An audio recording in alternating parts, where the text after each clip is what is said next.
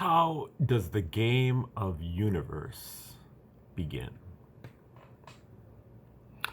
That's the question for today. How's everyone doing today? Good to see you out there. Welcome to my channel. I'm Thomas, and I do educational videos on a number of different topics. And we're going to get into many different topics coming up in the future. Mostly kind of the basic fundamental topics, but a kind of a different approach to them that is more based on the foundational aspects of them, quantum aspects. But what we're going to do in the beginning of the course is we're going through 144 separate videos on the Tree of Life, minor aspects of the Tree of Life, along with a few dozen or maybe a dozen or two different videos on other aspects of Tree of Life. Once we get that as kind of a foundation, then we will move into these other subjects. I use the Tree of Life because I think it's a great model for integrating your own spiritual evolution, but also integrating large amounts of information that you learn from the outside, and also just as a form of self-defense from some of the evilly inspired people that might be wanting to attack you. As you can see here, the Tree of Life is a diagram. It's really traditionally maybe thought of as a map of our consciousness. And the Tree of Life has ancient origins, goes all the way back to ancient Egypt, or possibly before. And the ancient Hebrews used it, and modern day occultists used it, and many other different people, a lot of New Agers will use it too. And it is not good or evil. It is just a technology, and it can be used depending upon the intention of the individual studying it. And also, if if evil people are using it, it's probably good that you figure out how it operates, because then you can defend yourself from their attacks. You need to be able to know, how the enemy is, motivated and operates. Their playbook. This is really a big part of their playbook. Okay, now you can see that the tree has 10 different circles or spheres connected by a bunch of different lines, 22 different lines, and they are numbered 10, 9, 8, 7, 6, 5, 4, 3, 2, and 1. Then there's also an abyss right here, which is an implied sphere called the abyss. And then there's a 0 above the tree. For a total of 12 different categories. Those are really, categories are our faculties of consciousness, or our abilities of consciousness, or states of consciousness, stages of consciousness. All those things kind of fit in there. And we open them up or access them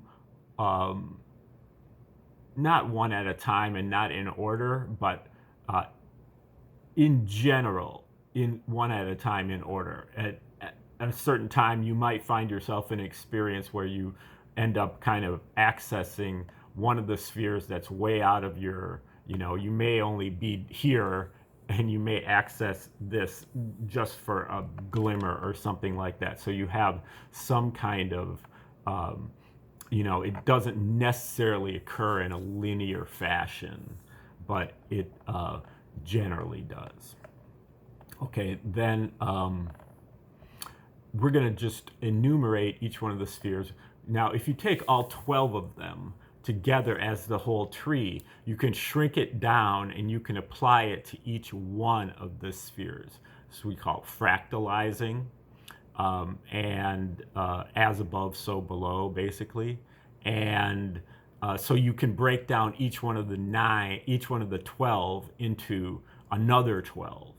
So when you do that with each one, you end up with 144 different fractal faculties or minor aspects. So we get the 12 major aspects, which is what we're going to do at the beginning of the video, and then we end up with also 144 minor aspects, and we're going to cover just one of those 144 in this video at the end. Now, if you'd like a whole copy of all 144 of the fractal faculties, I would be happy to send that to you for free if you click the link in the description, and I'll send that out to you. It'll help you, as we go through all 144 of the videos, each one of which I present one. So today, we're looking at one of the 144. But to start with, we're just going to go through the 12.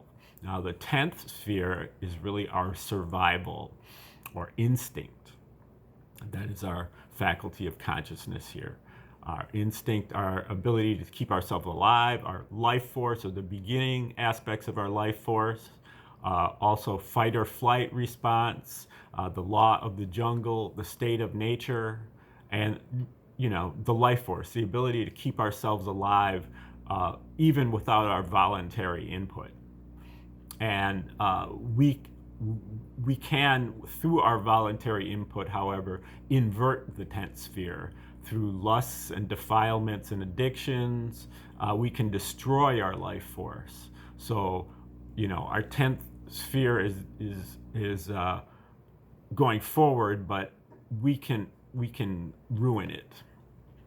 Okay, then the 9th sphere, where the 10th sphere is like our wild animal. The 9th sphere is like our domesticated animal. This is what we get when we're growing up in the home, the first years of our lives.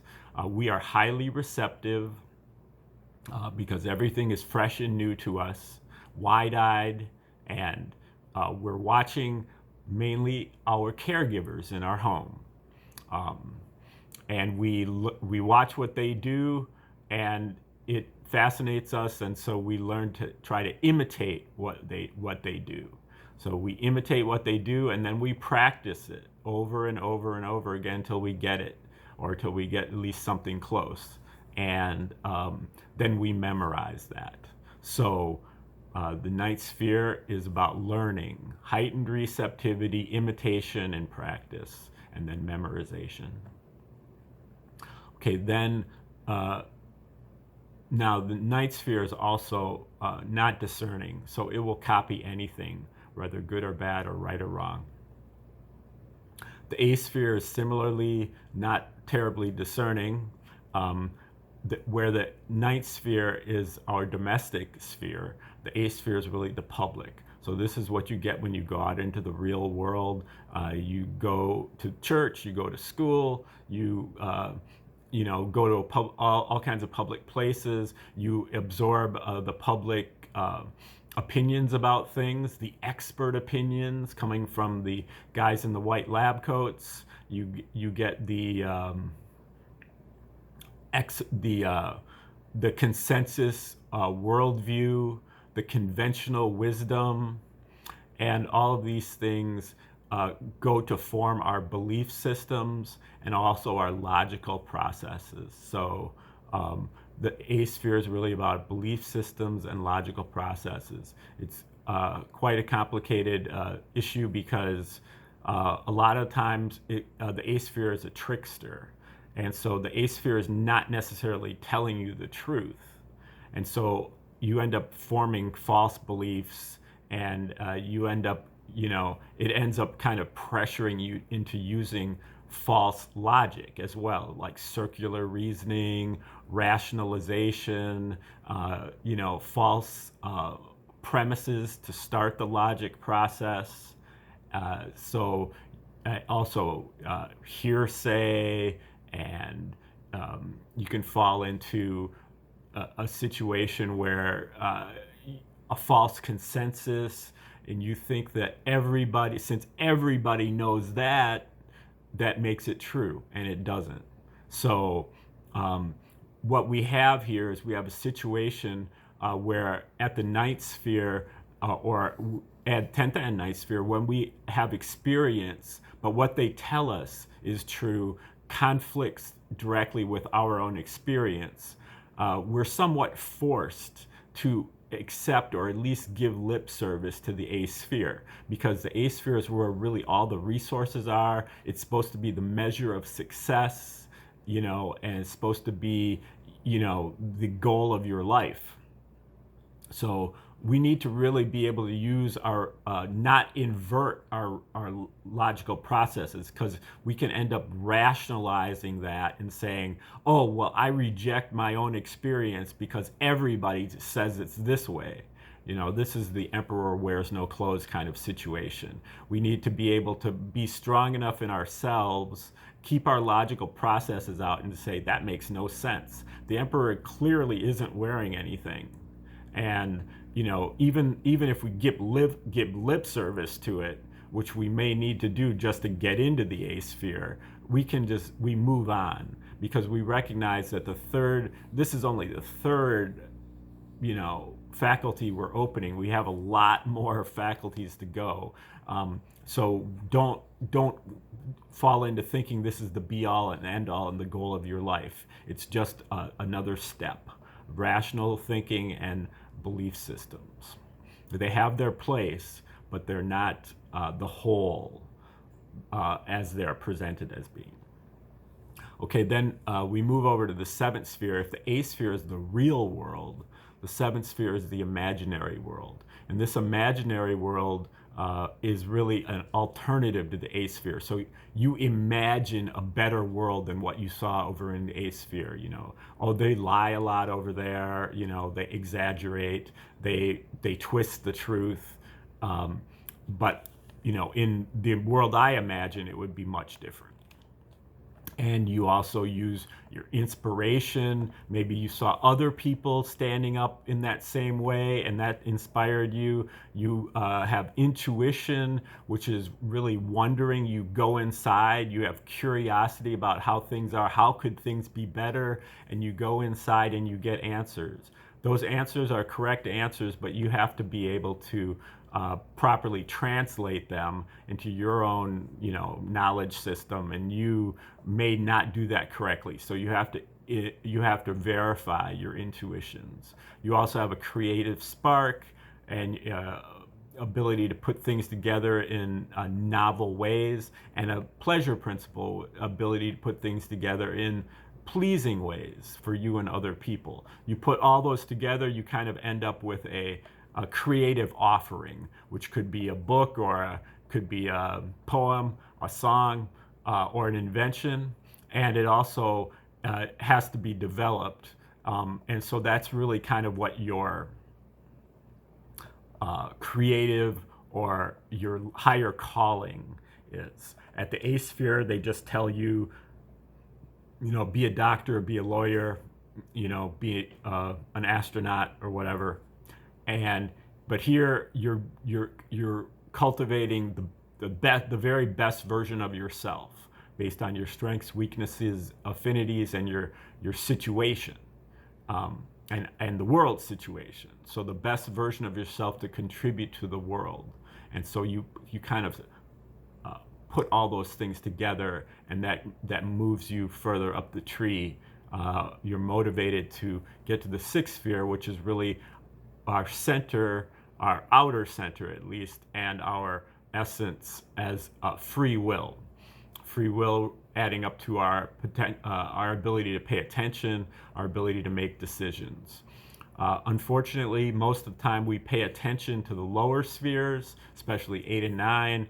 We're always focused on this area, but we do have the ability to make decisions. So what we can choose is to take our attention away from this area and point it on our larger, higher spiritual development, which is a scary process, because anytime you're looking into the unknown, it's a scary thing, especially when you go away from what's familiar and then you find yourself staring into the unknown. But the first thing that you're looking at then is the fifth sphere, the next one. And our fifth sphere is really our sense of justice. And our sense of justice, you could think of it as karma. Karma, you can put a mirror right here, cause and effect. What comes around goes around. As you sow, so shall you reap. For every action, there's an equal and opposite reaction. And so karma does that, and it reflects your actions. You act and you get reaction. Now, karma grades you, or the reflection is based on violence, waste, and violation.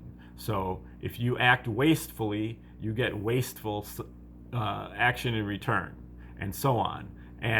But if you're paying attention to this whole process, you won't fall into the victim mentality of, oh, that bad thing happened, I'm so unlucky, or, I'm just cursed. But you actually take responsibility for your actions, and you say, the reason why that happened to me is because I deserved it, because I did the same thing. And so once you do that, karma is no longer your enemy, and it becomes your friend and teacher. And so you are able to gain an understanding from this, and you also are able to clean up your own actions, and then you are able to reap the benefits of karma-free reactions. So where you're not creating any karma or very little karma, and so you don't have that kind of bad luck. Okay, now then the fourth sphere is the next one we'll pay attention to, and where the fifth sphere is about the enforcement of the law, the natural law and order. The fourth sphere is about the articulation of that natural law, and that comes through cosmologies, ancient holy books, theories of everything that purport to describe how everything all fits together, the purpose and the function of the universe, the laws of physics, chemistry, and mathematics, and how everything, any question that you would ask. And there are cosmologies from all over the world, holy books from all over the world. Some of them are better than others. All of them, some of them have really stood the test of time. Some of them are new. All of them are incomplete. All of them need to be adjusted once in a while.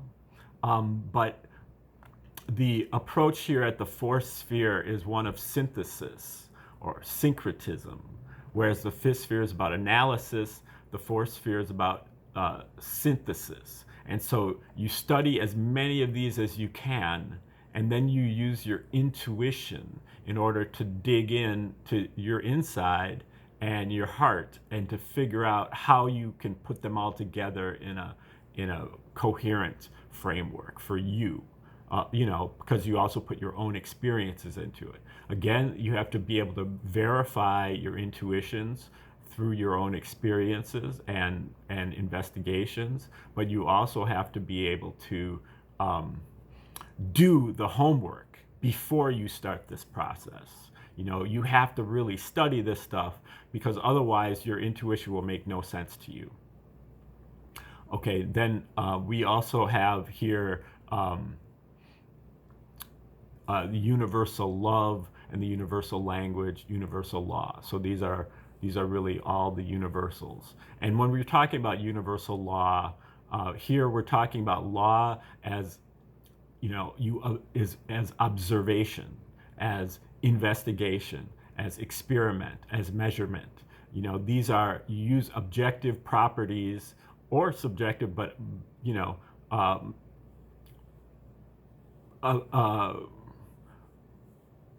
real logical properties to discover what the natural law is. Here at the eighth sphere, law is determined by decree. The lawmaker just decides what the law is going to be and tells you what it is. So this is commandment, and this is observation.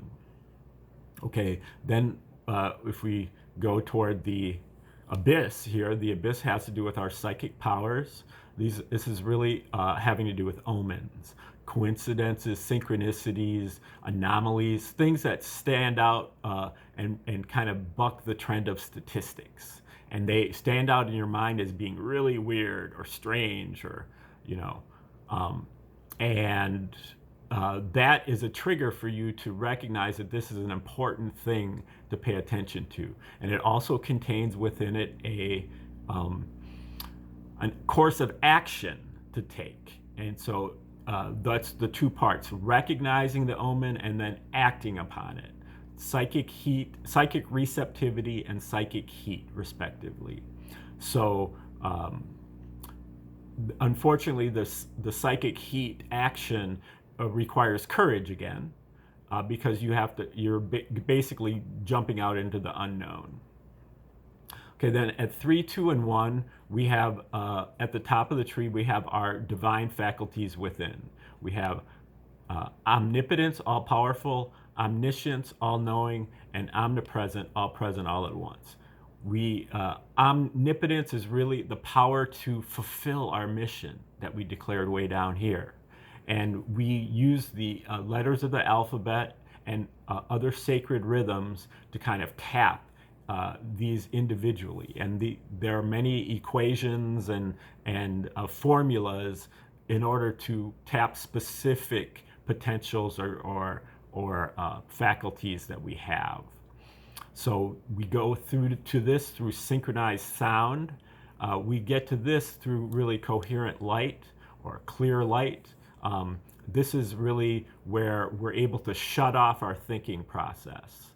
So whether it's meditation, this is wisdom, omniscience, our ability to solve problems. And we get to this by being able to, instead of thinking about the problem, coming up with a so-called solution, which has multiple unanticipated consequences connected to it that create more problems.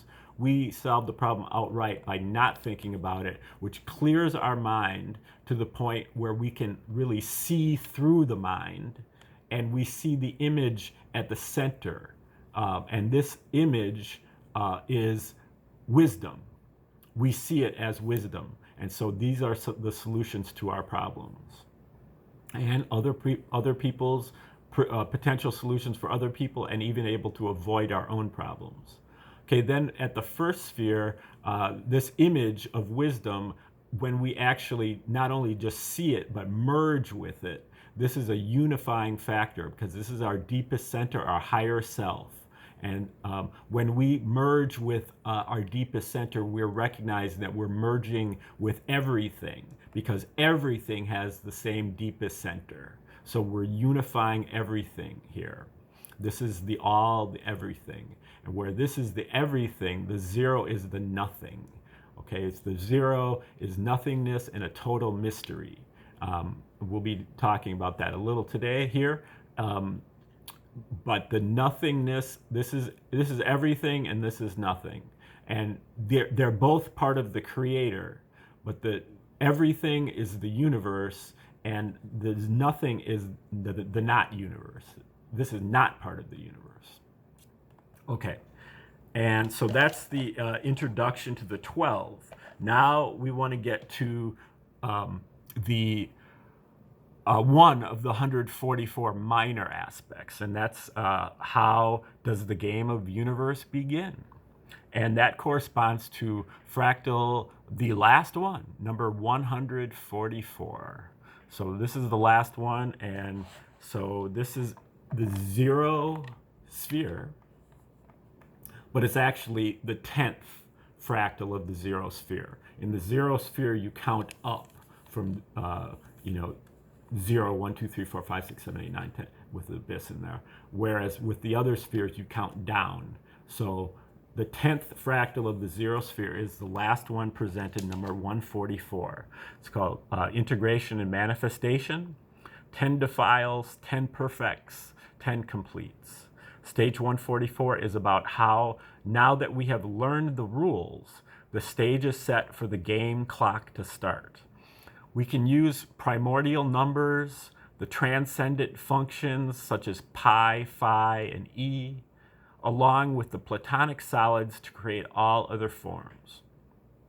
We can use the 10 numbered spheres of the Tree of Life to understand these manifestations. We communicate in base 10. There are 10 circles to complete a third frequency triangle, or 10 balls to complete a second frequency tetrahedron. The game boards are both the omnidirectional checkerboard frame of the vector equilibrium and the faces, which are, of the square faces, the Argand diagram. This unification that occurs in our center at our innermost point is not the end. The search must go beyond the level of the tissues and the material components of the organism to the reality that is negative or lack of experience. In the same way, our storehouse of prenatal chi, or life force, is replenished every night during non-REM periods of sleep. Our deepest non-REM sleep is nothingness. We do not experience non-REM, but it feels so good and we crave it anyway. We experience it. It rejuvenates us until the time is up and we get a new center and our day starts. The ultimate source of life and consciousness. Negative or lack of experience. This process is symbolized by the vector equilibrium, which is underlain by 13 spheres in closest packing. This vector equilibrium is a stable configuration at equilibrium and at the core of everything. The core of this core is the 13 spheres in closest packing, 12 around 1, 6 in the equatorial plane, 3 above, 3 below. But the equilibrium gets disrupted by the mysterious action of the Creator, which results in implosion or explosion, whereby the center ball escapes from its enclosure, either by explosion, where a pulse comes from the inside, from the accumulation of pressure or potential energy, and the 12 balls explode outward in 12 directions. These 12 spheres shoot outward and embed themselves in an inert icosahedron, creating another vector equilibrium, which starts the game clock in a different realm. So one explosion can create 12 other vector equilibria. This center sphere is another beginning on its own, as all the Platonic solids are inscribed inside a sphere, meaning all of their nodal points or vertexes occur on the surface of a sphere. This is potential/consciousness that provides images or potential for our material evolution. In implosion, the 12 balls put pressure on the center ball, squeezing it out or deflating it. With the center ball gone, we are left with the closest packing of 12 spheres, which is an inert but slowly moving icosahedron, waiting for a center from a different explosion. So we end up with an icosahedron or material unit, which is the physical unit, moving in space, and the center ball or the life unit, which is stationary in space and moving through time or evolving. But the explosions and implosions put these two things together in the vector equilibrium, which starts the game clock of universe all over again. All right, that is number 144, the last fractal, the 10th fractal of the zero sphere. And thank you for sticking around to the end. Now, this is not the end, because I've been going through these numbers at random. So the fact that we're doing number 144 right now doesn't mean that we're done. It means that, that it's just the last one. Like, there's many other ones that I still haven't done because I'm going through these numbers at random. basically at random. So that's number 144. Thanks for sticking around to the end of the video. You can hit the like button. You can subscribe to the channel. You can share the video with others. You can make constructive comments in the description, in the comment section. You can go to the description and click on the link to get my free guide to the 144 Fractal Faculties. And you can also donate directly to me on Venmo or Cash App listed in the description. I will be presenting another of the 144 different fractal faculties tomorrow, and stay tuned for that. And in the meantime, hope you have a great day.